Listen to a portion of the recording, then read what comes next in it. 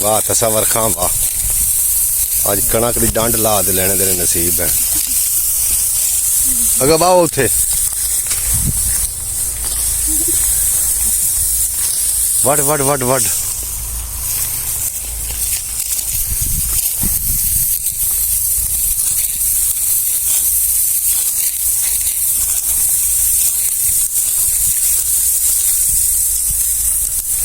चाची को सर रखना क्यों हला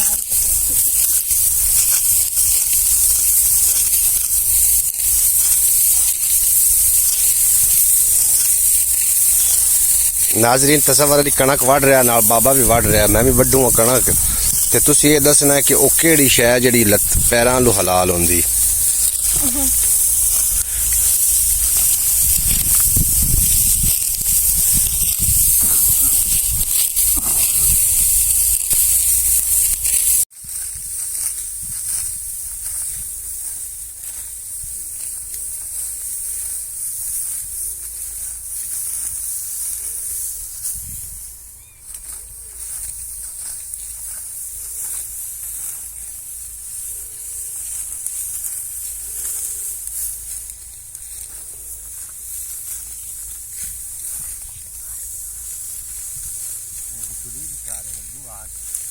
बाबे का व्यू लाएगा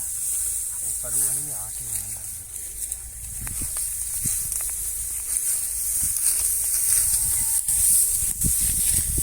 कणक दरअसल पतली है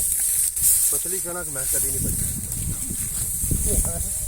कणक कभी दाखिली है कमरी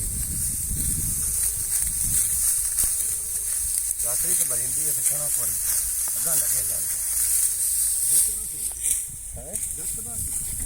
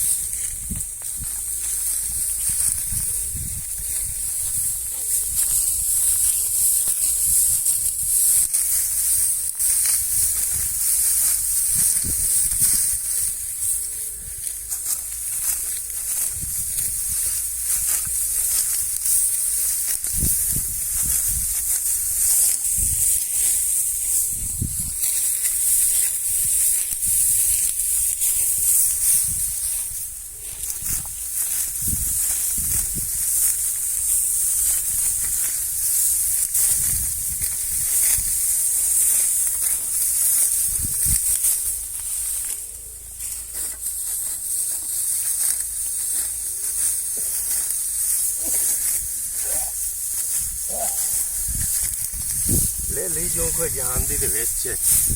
जो जी कणक मैं कदी